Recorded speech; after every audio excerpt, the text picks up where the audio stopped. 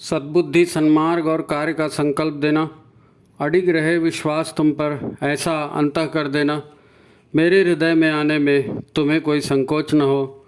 हे गुरुदेव, मुझे नज़रों से दूर कभी न होने देना। हे गुरुदेव, मुझे नज़रों से दूर कभी न होने देना। नमस्कार, गायत्री चिंतन धारा के इस एपिसोड में आपका स्वागत है। मित्रों, आज का विषय, जिसे हम स्वास्थ्य आंदोलन की एक कड़ी कह सकते हैं, है ना, वो आज का विषय है। आज के दौर में हम अपने स्वास्थ्य को कैसे संभालें। हमको सभी को स्वास्थ्य की कोई न कोई परेशानी होती है। वो क्यों हो रही है, कैसे हो रही है, उसको ठीक कैसे किया जाए, इस विषय पर हम आएंगे। लेकिन निवेदन है कि स्वस्थ निरोग रहना ये इतना महत्वपूर्ण विषय है कि गुरुदेव ने इसको युग निर्माण सत्संकल्प में पहले और दूसरे स्थान पर रखा है। पहले और दूसरे स्थान पर युग निर्माण सत्संकल्प, जिसको नए युग का संविधान कहते हैं, उसमें सबसे पहली बात क्या हो गई? अपने आप को ठीक रखना, स्वस्थ रखना, है नहीं? तो विचार क्रांति का आधारभूत कार्यक्रम है ये। स्वस्थ शरीर, स्वच्छ मन, अपना सभ्य समाज बनाएंगे। तो ऐसा नहीं है कि कोई चूरन चटनी, कोई काढ़ा बनाने का तरीका आपको बता दिया, हो गया स्वास्थ्य आंदोलन। नहीं, ऐसा बिल्कुल नहीं है। आप सोच कर देखो कि इसकी गंभीरता। भाई, एक महिला होती है, वो माँ होती है, वो अच्छी संतान पैदा करती है, उसमें सामर्थ्य है, प्रकृति ने उसको ये सामर्थ्य दिया है। लेकिन सोच के देखो आज की हालत क्या है। भारत जैसे प्राचीन, संस्कारी और समृद्ध इतिहास वाले देश में, है ना, जहाँ की परंपराएं इतनी संस्कार की परंपरा इतनी जो है गहन है, वहाँ महिलाओं को गर्भ संस्कार सिखाना पड़ रहा है। गायत्री परिवार सुसंतति निर्माण पर, गर्भ संस्कार विषय पर माँ की पाठशाला चला रहा है। जगह जगह रेगुलर सेमिनार हो रहे हैं, लोगों को बताया जा रहा है कि भैया अच्छा बच्चा ऐसे नहीं, ऐसा पैदा होगा। तो एक 21 साल की लड़की जिसका विवाह हो गया है, वयस्क लड़की का ही विवाह होता है ना, 21 साल की लड़की जिसका विवाह हो गया है, वो जीवन में माँ ही तो बनेगी। भगवान ने उसको शरीर इसीलिए दिया है, माँ का शरीर दिया है, अच्छी संतान पैदा कर सके। और हम अपने आप को समृद्ध करते, और हमारे देश में, हमारे यहाँ की महिला को हमको सिखाना पड़ रहा है। और महिला का जन्मजात काम यही है जी। आप तो मछली को तैरना सिखाने वाली बात बोल रहे हैं। स्वयं एक महिला जब तक मातृत्व धारण नहीं करती, उसको जीवन में तृप्ति महसूस नहीं होती। ये प्रकृति की व्यवस्था है। तो क्या समय आ गया है, माँ की पाठशाला चलानी पड़ रही है ना। इसके शरीर की संरचना, उसका मन, उसका जो है मूल गुणधर्म माँ का ही है। फिर भी उसे ये नहीं मालूम कि अच्छी संतान कैसे पैदा कर सकते। तो फिर ये कितनी बड़ी बात है ना। स्वास्थ्य क्या है? स्वास्थ्य का सीधा सीधा मतलब होता है अपने स्व में स्थिर होना, अपनी प्रकृति में स्थिर होना, अपने सारे फंक्शंस ठीक से चलते रहें। आंतरिक रूप से जो हमारी संरचना है, हमारे जो गुण धर्म है, वो प्राकृतिक रूप रहे, स्त्री स्त्री जैसा रहे, पुरुष पुरुष जैसे रहे, है ना, उनका एक एक अंग स्वस्थ रहे, सबल रहे। अच्छा, ये केवल स्त्री पुरुष की बात नहीं है। स्वास्थ्य का जो विषय है, ये जीवन में बहुआयामी विषय है ना। एक कॉमन सेंस की बात आप देखिए। आप जनरली जो चर्चा होती है आपने भी सुनी होगी, ओ क्या करूं, मेरे बाल झड़ रहे हैं, कैसे रोकूं, समझ में नहीं आता, ये तेल लगाया, वो तेल लगाया, ओ मेरा मोटापा बढ़ रहा है, कैसे रोके, समझ में नहीं आता, मैं तो इतना ही खाती हूँ, ऐसे ही करते हूँ, फिर भी ये हो रहा है। ज़रा 2 मंजिल कहीं चढ़ना है, अरे कैसे चढ़ेंगे, वहाँ तो लिफ्ट नहीं है। वो 10 के दम पे दुकान है, आधा किलोमीटर दूर किराने की दुकान है, वहाँ पैदल जाना, हो इतने दूर पैदल। अच्छा, बात यहाँ रुकती नहीं है। पता नहीं क्यों मेरे को नींद नहीं आ रही है, पता नहीं क्यों मेरे को भूख नहीं लग रही है। जमीन में बैठते नहीं बनता, बिना चप्पल के चलते नहीं बनता, झुक नहीं सकते, दौड़ नहीं सकते, 5 किलो वजन लेके चलने बोलो तो थोड़ी देर में हाँफने लगते हैं, 1 बाल्टी पानी ले जाने में तकलीफ होती है। ये क्या है? ये स्वास्थ्य है जी? इनको स्वास्थ्य कहेंगे? 2-2 मिनट में मूड खराब हो जाता है, हैं? पता नहीं क्या है, इच्छा नहीं होती। क्यों नहीं होता भाई ये सब? आज का आदमी अपनी ज़िंदगी, अपना पैसा, अपना सारा सुख चैन ये मेडिकल इंश्योरेंस में, मेडिकल चिकित्सा में, इसी में तो बर्बाद कर रहा है। किसी की तबीयत ठीक नहीं, यहाँ से वहाँ तक लोगों ने, डॉक्टर ने मीठा खाने के लिए मना किया, डॉक्टर ने खट्टा खाने के लिए मना किया, डॉक्टर ने मिर्ची खाने के लिए मना किया, डॉक्टर ने नमक खाने के लिए मना किया। तो लाइफ में बचा क्या है भाई? अब क्या खाओगे? खट्टा नहीं खाओगे, मीठा नहीं खाओगे, नमक नहीं खाओगे, मिर्ची नहीं खाओगे, हैं? अच्छा, बड़े शान से कहेंगे इतने स्पेशलिस्ट हैं, फलाना ना उसका स्पेशलिस्ट मेरे पहचान का, फलाना ना वो डॉक्टर हॉस्पिटल मेरे पहचान का। अरे नहीं, हमारे घर में सारी दवाइयाँ में रहती हैं, बिल्कुल इमरजेंसी किट हमेशा रेडी रहेगी। तो ये अच्छे स्वास्थ्य है? ये इसको अच्छा स्वास्थ्य बोलोगे? अच्छा, बड़े मासूमियत से कहते हैं देखो तुम्हारी उम्र 35-40 की हो गई ना, अब दांतों में दर्द होगा, हाँ शुगर बीपी जरा चेक करते रहना, वो फलाना अस्पताल है वहाँ बहुत बढ़िया चेकिंग होती है, मैं तो अपना चेकअप वहीं कराता हूँ। अच्छा, जितनी भी प्रचलित बीमारियाँ हैं, शुगर है, बीपी है, जोड़ों का दर्द, स्पॉन्डिलाइटिस, यूरिक एसिड, सब बड़े बड़े नाम हैं। माइग्रेन, सांस फूल रही है, एसिडिटी बढ़ रही है, कॉन्स्टिपेशन बढ़ रहा है, फैटी लीवर हो रहा है। अरे कितने सारे नाम दे डाले जी, कितने सारे नाम दे डाले। बात क्या है? बात यही है कि जो आपके सिस्टम जैसे चलने चाहिए वैसे नहीं चल रहे हैं, बस खत्म हो गई बात। अब उसको नाम कोई भी दो, क्या फ़र्क पड़ता है? कितने नाम गिनाओगे? इसीलिए इसको जनरली यही कह देते हैं, अरे लाइफस्टाइल डिसीज़। या अगर ये लाइफस्टाइल डिसीज़ है, जीवन के तरीके से पैदा हो गई है, तो तुम जीवन जीने का तरीका बदलो ना भाई, नहीं होगी लाइफस्टाइल डिसीज़। अब उसको कोई दूसरा थोड़ी बदलेगा, तो आपको ही बदलना पड़ेगा। लेकिन हमारी प्रॉब्लम क्या है? हमारी प्रॉब्लम है कि ऐसा करने में मज़ा नहीं आता। अब ये मज़ा ऐसा करने में मज़ा नहीं आता, वो करने में मज़ा नहीं आता, वो खाने में मज़ा नहीं आता, ये क्या है मज़ा? बीमार रहने में मज़ा आता है, स्वस्थ रहने में मज़ा नहीं है क्या? नहीं साहब, मज़ा तो तब है जब 5 स्टार हॉस्पिटल में रहें, है ना, फिर सब लोगों को पता चले, फिर लोग आपसे मिलने के लिए आए कार में बैठ के, फिर कोई गुलदस्ता लाए, कोई सेब लेकर के आए, कोई संतरा लेकर के आए, है नी, और फिर कहे हाँ हॉस्पिटल कितना अच्छा है, हाँ डॉक्टर कितना अच्छा है। हैं? आपने तो बीमारी को इवेंट बना दिया, ये अच्छा है? नहीं, अभी तो 60,000 खर्चा करके आए, वो पूरा अभी तब टनाटन हो गई तबीयत। अच्छा, अब वैज्ञानिक युग में रह रहे हैं भाई, हमको क्यों नहीं पता कि हमारा स्वास्थ्य गिर रहा है? हमको क्यों नहीं पता कि हमको ये तकलीफ़ हो रही है, हमारी एसिडिटी क्यों बढ़ रही है, हमारी गैस क्यों बढ़ रही है, पेट साफ क्यों नहीं हो रहा है? हैं? अपने ही शरीर का हाल खुद को नहीं मालूम होता, अजीब बात है। ये वैज्ञानिक युग है। ये वीडियो उनके लिए नहीं है जो इस टाइप का जीना चाहते हैं, ये वीडियो उनके लिए है जो अपना स्वास्थ्य ठीक रखने के लिए खुद प्रयत्नशील होना चाहते हैं, है ना। आप प्रयत्नशील होंगी, जो भी हैं, लेडीज़ हैं, जेंट्स हैं, उस हिसाब से अगर आप संकल्पित हैं तो आपके लिए है ये वीडियो। सब लोग क्या कहते हैं, क्या करते हैं, इसका कोई मतलब नहीं है जी। हम किन परिस्थितियों में हैं, हमको इस परिस्थिति में क्या करना चाहिए, ये मेन बात है। अब शरीर तो भगवान ने बना दिया है, हैं? और इतना शानदार बनाया है कि ये शरीर अपने आप को रिपेयर करता है, अपने आप को शरीर रिपेयर करता है। एक माँ अपने पेट में पूरा इंसान बना देती है, जीता जागता बिल्कुल ब्रांड न्यू इंसान। तो ये प्रकृति बनाती है, प्रकृति ने शरीर में ये गुण दिए हैं, वो अपने आप को न केवल रिपेयर करती है, नया शरीर भी बना लेती है। भाई अगर आप प्रकृति की जो है उसके नियमों के विरुद्ध चलोगे, प्रकृति का साथ नहीं दोगे, तो प्रकृति कितने दिन आपके शरीर को चलने देगी? स्वस्थ रह पाओगे? आपका हर काम प्रकृति के विरुद्ध ही जाता है। ऐसा क्यों होता है?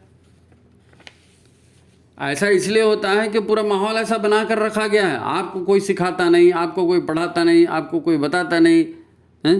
ये बहुत बड़ा षड्यंत्र है।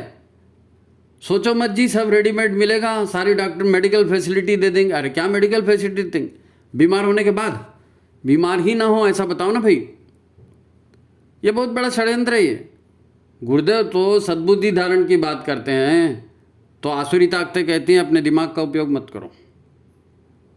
दिमाग का उपयोग नहीं, वो दिमाग में सिखाते भी है ना तो ऐसी उल्टी सीधी चीज़ें सिखाते हैं जिनका लाइफ में कोई इंपॉर्टेंस ही नहीं रहता। देखो 5वीं से 8वीं तक के बच्चों की आप किताबें कभी खोल के देखना, क्या पढ़ाते हैं? पूरे मुगलों का खानदान, किसका बाप कौन था, किसका बेटा कौन था, किसने किसके से लड़ाई लड़ी, कौन से सन में लड़ाई हुई, कौन से सन में कत्ल हुआ, ये। और नहीं तो फिर आपको बताएंगे ये ऑस्ट्रेलिया का नक्शा है, ये अमेरिका का नक्शा है, ये यूरोप का नक्शा है, ये मिस्र की नील नदी है, ये बहुत बड़ा अमेज़न का जंगल है, और यहाँ की ये राजधानी है, यहाँ ये फसल होती है, ये खनिज होता है। अरे क्या करना है ये सब जान के? ये सब जान के क्या करना है? ये जीवन की आवश्यक वस्तु है। ये जीवन की आवश्यक वस्तु, क्या फायदा? ये जीवन उपयोगी शिक्षा है। अब थोड़ी सी परिस्थितियां बदल रही, नहीं तो पहले तो खाली डिग्री, बीए पास कर लिया, एमए पास कर लिया, बीकॉम पास कर लिया, क्या आया? कुछ समझ में आया? कुछ समझ में नहीं आया। सब्जी लेने गए, सबसे नीचे लाल टमाटर, उसके ऊपर कुमड़ा, उसके ऊपर कटहल, और टमाटर दबे जा रहा, रस निकल रहा, इतनी भी तकल नहीं। ऐसे तो करते हैं। खैर ये मजाक की बात है, ये मजाक की बात। भाई तुमको आता क्या है? कुछ नहीं आता, डिग्री है साहब, तो डिग्री का क्या करेंगे? भाई आपको पढ़ाया ही नहीं कि सिर दर्द क्यों होता है, आपको पढ़ाया ही नहीं बुखार क्यों होता है, आपको पढ़ाया ही नहीं दस्त क्यों लगते हैं, आपको पढ़ाया नहीं पेट में मरोड़ क्यों होता है, दांतों में दर्द क्यों होता है, अगर ऐसा हो जाए तो हमको क्या करना चाहिए। ये तो रोज़मर्रे की चीज़ें हैं ना। शरीर कैसे काम करता है, सांस क्यों लेते हैं, कितनी सांस लेना, कैसे सांस छोड़ना, कैसे उठना, कैसे बैठना, क्या खाना, कब खाना, ये फुंसी हो जाए तो क्या करना, फोड़ा हो जाए तो क्या करना, कैसे व्यायाम करना, कौन से आसन करने से कौन सी तकलीफ दूर होती है। ये तो जिंदगी की रोज़ की चीज़ है, काम की चीज़ है, इसको सिखाना चाहिए ना। लेकिन वो नहीं सिखाएंगे, वो सिलेबस में भी नहीं रखेंगे। यदि आप स्वस्थ रहना सीख गए, खाना पीना कैसे है वो सब सीख गए, जान गए, तो मेडिकल माफिया की दवाइयाँ कैसे बिकेंगी, मेडिकल माफिया का धंधा कैसे चलेगा। देखो हम अस्पतालों के खिलाफ नहीं हैं, अस्पताल तो जन कल्याण के लिए होते हैं, लेकिन अस्पतालों की ये जो पूरा बिजनेस जो चलता है ना, मेडिकल माफिया, डॉक्टर खराब नहीं है, अस्पताल खराब नहीं है, लेकिन मेडिकल माफिया तो लूटने का काम करता है पूरा। और आप उसके चक्कर में पड़ गए तो कोई बचा भी नहीं सकता, डॉक्टर भी फिर भाव में आ जाते हैं उसी के। अच्छा आप सोच के देखो, समुद्र में इतने लाखों जीव जंतु रहते हैं, जंगल में इतने लाखों जीव रहते हैं, इनका कोई डॉक्टर होता है क्या? कभी सुना है? समुद्र की गहराइयों में मछलियों का अस्पताल, जंगल में भेड़ियों का, लोमड़ियों का, सुअरों का अस्पताल, वहाँ सुअर डॉक्टर है, ऐसा कुछ होता है? वो तो पढ़ते लिखते नहीं हैं, लेकिन फिर भी प्रकृति के रूप से रहते हैं, शानदार जीवन जीते हैं। वो कैसे स्वस्थ रहते हैं, हम क्यों नहीं रह सकते? ये किसी क्लास में नहीं पढ़ाया जाता। वो क्या करता है? जानवर मिट्टी में लौटता है, पानी में डुबकी लगाता है, धूप लेता है, अगर कुछ हो जाए तो खाना बंद कर देता है, कहीं घाव हो गया, कहीं कट गया तो उसको चाट चाट के ठीक कर लेता है। जो प्रकृति ने दिया है वो खाता है, फिर दौड़ धूप करता है, मस्ती करता है। इतनी सी बात है, लेकिन हमको उस ढंग से जीना सिखाया ही नहीं जाता, हमको उस ढंग से बताया ही नहीं जाता। हमारे ऋषियों ने बताया, हमारे ऋषि जानते थे कि हर आदमी दिमाग वाला नहीं होता, हर आदमी साइंटिफिक माइंड नहीं लगता, इसलिए उन्होंने परंपराएं बनाई, उसको धर्म का चोगा दिया। ऋषियों ने कहा कि देखो चतुर्थी का व्रत करना चाहिए, अमुक भगवान खुश होते हैं, एकादशी का व्रत करना चाहिए, अमुक भगवान खुश होते हैं, 2 चतुर्थी महीने में, 2 एकादशी महीने में, एक अमावस एक पूर्णिमा। अब आप 6 दिन उपवास कर लो, 6 दिन उपवास कर लो। जानवर तो उपवास करता है ना जब उसकी तबीयत ठीक नहीं होती, तो आप भी उपवास करो ना, उपवास करो, पानी पियो, पवित्र गंगा जल पियो, उपवास करो 6 दिन, हफ्ते, कभी बीमारी नहीं होगी। फिर भी अगर आपको लगे कि हमको भूख लग रही है, तो जो भी सीजन का फल है वो सीजन का फल खा लो, पूजा करो, भजन करो, ध्यान करो, अपनी परेशानियां भगवान को बताओ, अपना मन हल्का करो। शरीर भी हल्का होगा, मन भी हल्का होगा, तो काहे की बीमारी आएगी जी, काहे की बीमारी आएगी?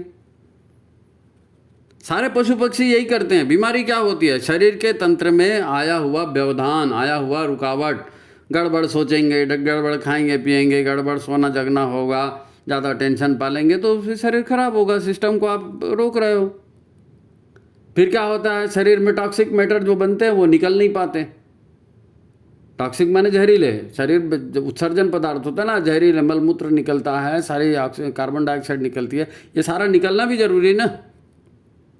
आपको बुखार भी इसीलिए आता है, बुखार एक इंडिकेशन है, सिर दर्द इंडिकेशन है, जुकाम एक इंडिकेशन है। ये बताता है कि आपकी दिनचर्या गड़बड़ हो गई है, उसको ठीक कर लो, नहीं तो आगे चल के और भी गड़बड़ हो सकता है। अब आप सोचते हो नहीं नहीं सर्दी हो गई डॉक्टर के पास जाओ, नहीं नहीं बुखार हो गया डॉक्टर के पास जाओ, हैं? और अपना न सोचना बदल रहे हैं, न खाना पीना बदल रहे हैं, न अपनी लाइफस्टाइल बदल रहे हैं, बस गोलियां फाँके जा रहे हैं।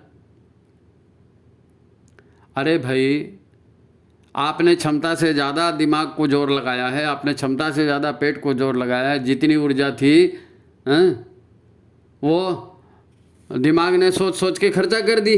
अब हजमे के लिए आपको ऊर्जा ही नहीं बची। ऊर्जा से तो भोजन पचता है ना।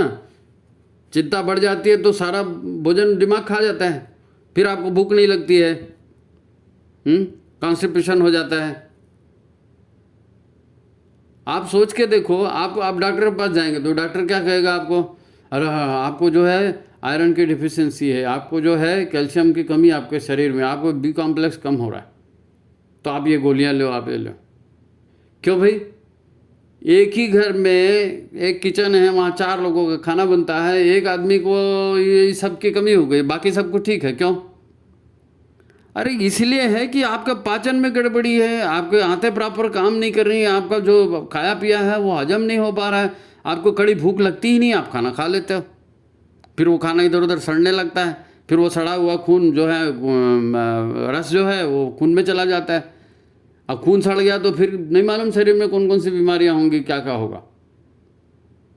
आंतों में भोजन तो आता है पर मैल इतना जमा है कि पचा हुआ भोजन अवशोषित ही नहीं हो पाता, सब वैसे के वैसे निकल जाता है। आप केवल पेट साफ रख लें, आप अपने केवल विचार ठीक रख लें तो अधिकांश तकलीफें वैसे ही दूर हो जाती। अच्छा आप देखना, जो लोग दूध पीते हैं, काजू बादाम खाते हैं, आराम से रहते हैं एसी कूलर में, उनको ये तकलीफें ज़्यादा होती हैं। आयरन कमी हो गई, बी कॉम्प्लेक्स की कमी हो गई।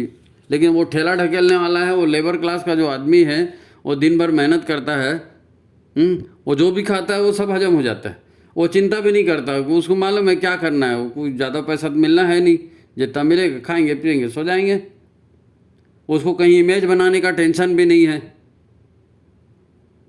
पेट साफ रहता है, दिमाग साफ रहता है, कोई रोग ही नहीं होता।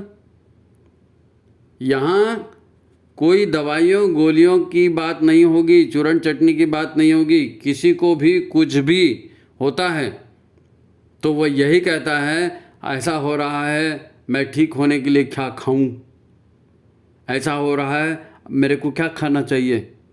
हंसी भी आती है और अफसोस भी होता है, अरे खा खा के तो बीमारियां पैदा कर दी, अब फिर पूछ रहा है कि ठीक होने के लिए क्या खाऊं।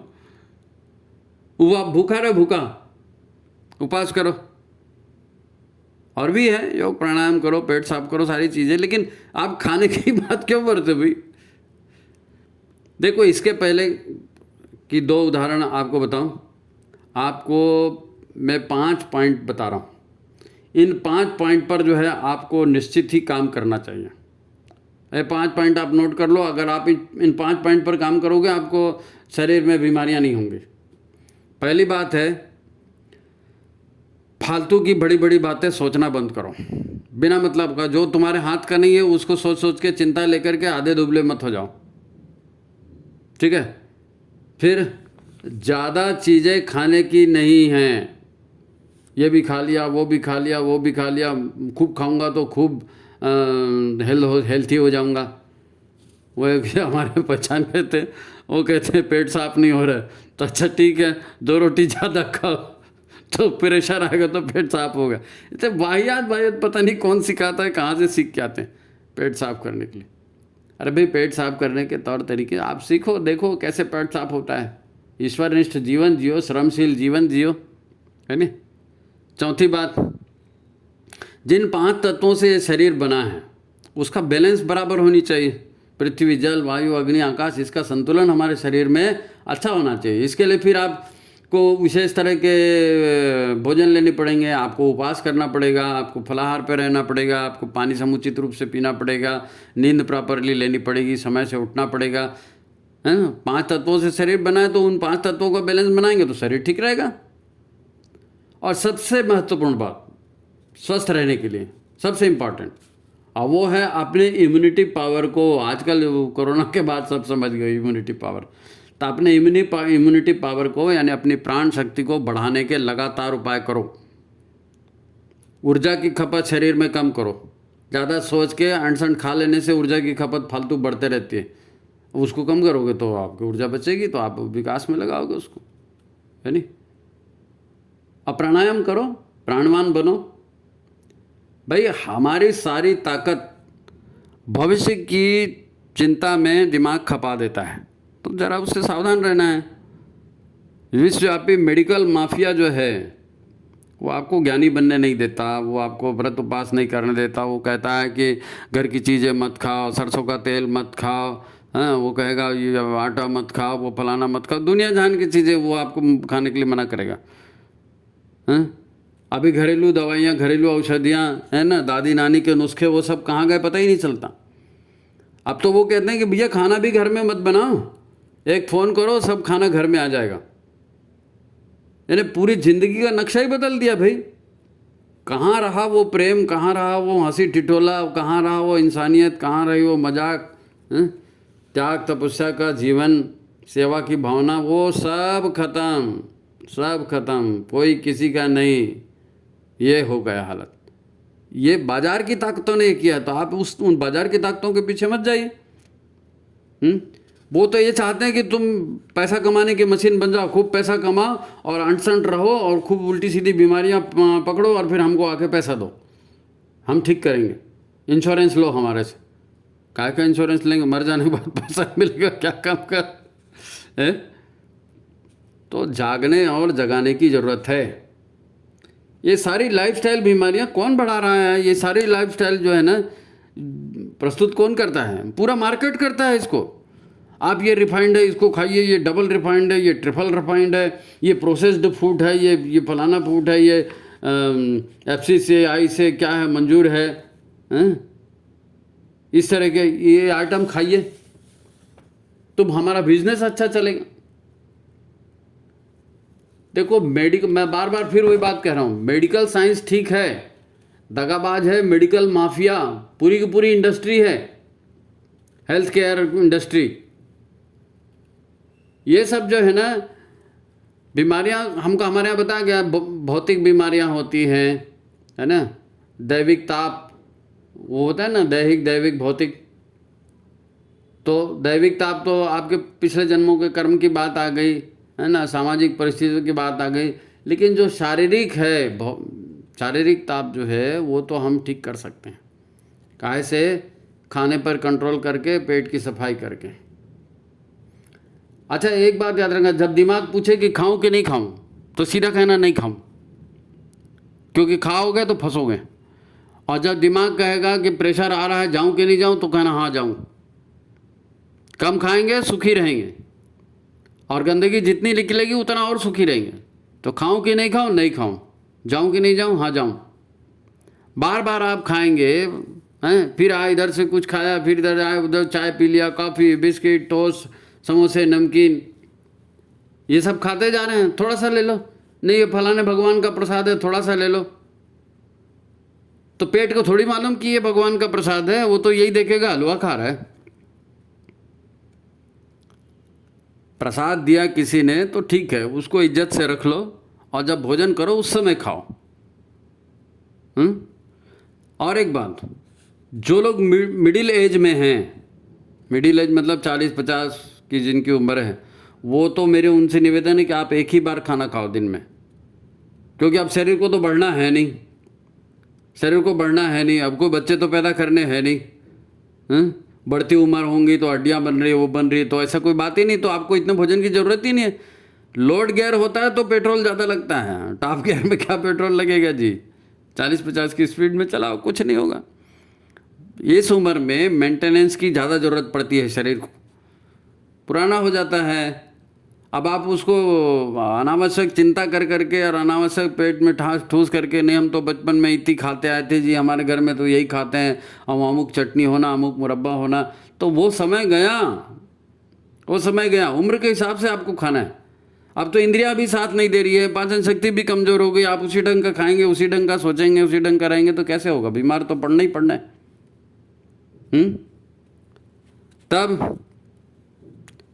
तब दो तीन जो है बातें, ये इनको ध्यान में रखिए। हाँ, तो दिन में जो है आप एक ही बार खाइए, वो ज़्यादा उचित है। पेट साफ रखिए, वो ज़्यादा ठीक है।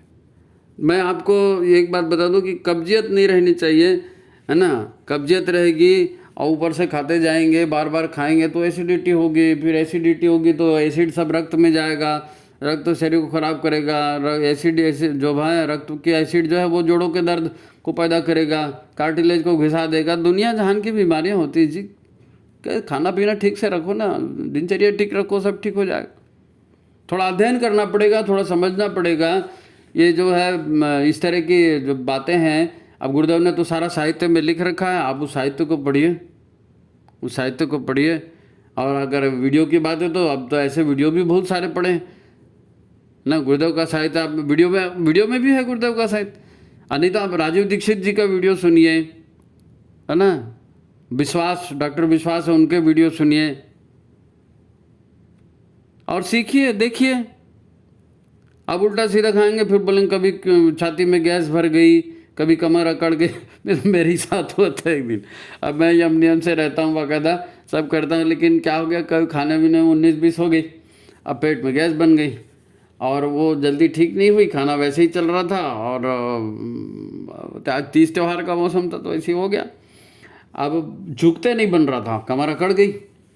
कमर अकड़ गई तो माँ ने कहा कि भाई ये अच्छे किसी डॉक्टर को दिखाओ, तुम ही घर के मेन हो करता धरता, और तुम्हारी कमर अकड़ गई तो हम लोग का क्या होगा। अरे मैंने कहा सब ठीक हो जाएगा। बोले नहीं ठीक हो जाएगा नहीं, अच्छे डॉक्टर। अरे मैंने कहा अच्छा डॉक्टर मैं खुद ही हूँ, छोड़ो। तो क्या किया हमने, आप भी ऐसा कर सकते हैं। हमने क्या किया, जब आपको मालूम है ना मेरा शरीर कैसे काम करता है, मेरे अंदरूनी रचना कैसे करते हैं, तो आप उसका इलाज खुद कर सकते हो। इस गलत फहमी में मत रहो कि नहीं होगा। क्यों नहीं होगा। हमने क्या किया भाई, गैस क्यों बनती है, खाना पचा हुआ नहीं, ठीक से पचता नहीं है तो पेट में गैस होती है। गैस अगर ठीक से पास नहीं होती तो वो उपद्रव पैदा करती है। जितनी ये स्टिफनेस होती है ना, गैस की वजह से होती है। तो पेट साफ किया, खिचड़ी खाना शुरू किया और फिर कटी चक्रासन किया, मत्स्येंद्रासन किया। आप मर्कटासन कर सकते हैं। ये कमर छाती के जितने आसन हैं आप इसको करिए। पश्चिमोत्तानासन करिए, कमर ठीक हो जाएगी, गैस ठीक हो जाए। हमारी तो ठीक हो गई। और डॉक्टर के पास जाते तो ये टेस्ट कराओ, वो टेस्ट कराओ, इतने दिन की दवाई दे रहा हूँ, खा के देखना। नहीं साहब इसमें नहीं हुआ, वो करो, फिर उसका साइड इफेक्ट हो गया, वो खा लो, यही सब। एक बहन का फ़ोन आ गया, बच्ची का, ये मेरे दांत में दर्द हो रहा है, क्या करूँ। अच्छा तुम्हारे दांत में दर्द हो रहा है, क्या खाया था। तो बोले नहीं खाना जो है वही है, खाना तो कुछ नहीं खाए। तो मैंने कहा पहले पेट साफ करो, पेट साफ करो और खिचड़ी खाओ, हल्का फुल्का खाओ। फल खाओ, नहीं तो फल नहीं होगा तो खिचड़ी खाओ, पतली खिचड़ी खाओ। पहले पेट साफ करो और उसके साथ में दिन में 3 बार जो है गिलोय का काढ़ा पियो। 6 इंच की गिलोय की डंडी लो, उसको कूट के काढ़ा बनाओ, दिन में 3 बार पियो।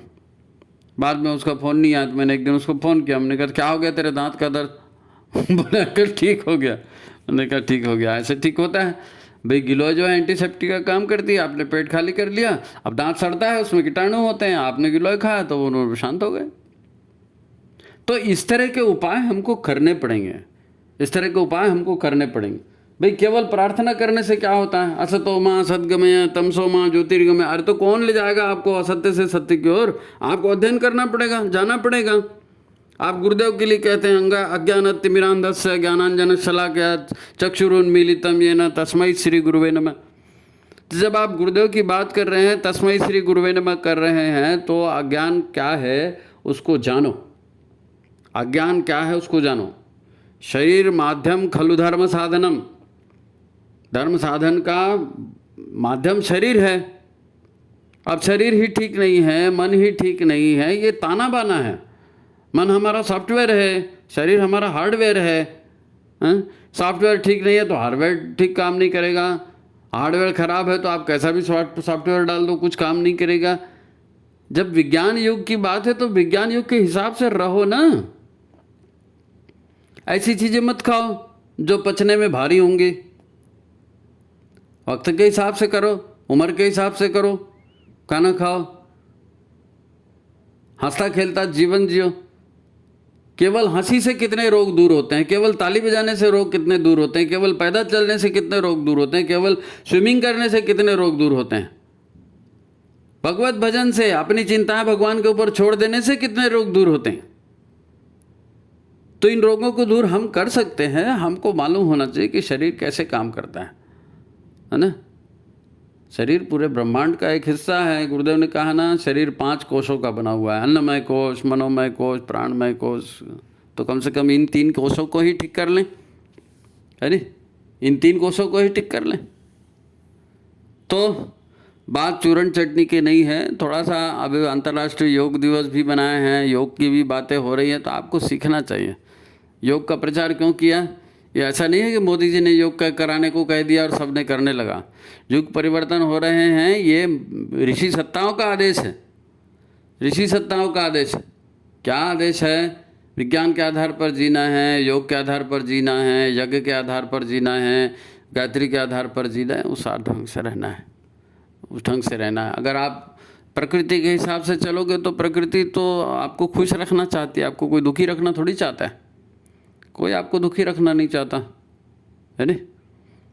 तो स्वस्थ रहने के ये सूत्र हैं। स्वस्थ रहने का मतलब अच्छे डॉक्टर, अच्छा वो लाइफ इंश्योरेंस और फलाना ठिकाना वो नहीं। अच्छा, आपको जो है योग निर्माण मिशन में काम करना है तो खुद को भी स्वस्थ होना है, औरों को भी स्वस्थ करना है। जागो और जगाओ, है ना, जागो और जगाओ। खुद को भी जगना है, दूसरों को भी जगाना है। स्वस्थ शरीर स्वच्छ मन, अपना सभ्य समाज बनाएंगे तो समाज कैसे बनेगा? समाज में निकलेंगे, समाज को बताएंगे तो समाज बनेगा, है ना। तो फिर ये सारे काम हमको करने हैं और गुरुदेव की योग निर्माण प्रक्रिया में उनका सहयोग भी करना है। और इसमें कोई पैसा नहीं लगने वाला है, इसमें कोई एक्स्ट्रा समय नहीं लगने वाला है। अब मल्टीनेशनल कंपनियां, ये माफिया दवाएं, ये तो चाहती हैं कि आप हाय हाय करो, बड़ी बड़ी महत्वाकांक्षाएं पालो, दिन भर खटते रहो, दिन भर पैसा कमाते रहो और उस पैसे को फिर हमको ला करके दो और हम हमारी मेडिकल माफिया, मेडिकल इंडस्ट्री चलेगी। तो सोच लो क्या करना है नी। स्वस्थ रहो, मस्त रहो, है ना। सच्चा सुख निरोगी काया। तो देखो, हमारा एक काम था इशारा करने का, हमने इशारा किया। बाकी आपको अध्ययन करना पड़ेगा स्वयं और प्रयास करना पड़ेगा स्वयं। ये एक इशारा है कि ऐसा हो सकता है। मैंने 2-3 उदाहरण भी आपको बताया, वो इसीलिए बताए। तो आप करिए और उसका लाभ उठाइए। आज की बात यही समाप्त। अच्छा, इसको ज़्यादा से ज़्यादा लोगों तक पहुँचाइए भाई, शेयर करिए, लाइक करिए, है ना। और कुछ हेल्थ वाले जो हैं पुराने और वीडियो थे, उसके भी लिंक मैं डिस्क्रिप्शन में डाल दूँगा, आप उसको भी देख के उसका भी फ़ायदा उठा सकते हैं। ठीक है, तो आज की बात यहीं समाप्त। सबको नमस्कार, प्रणाम।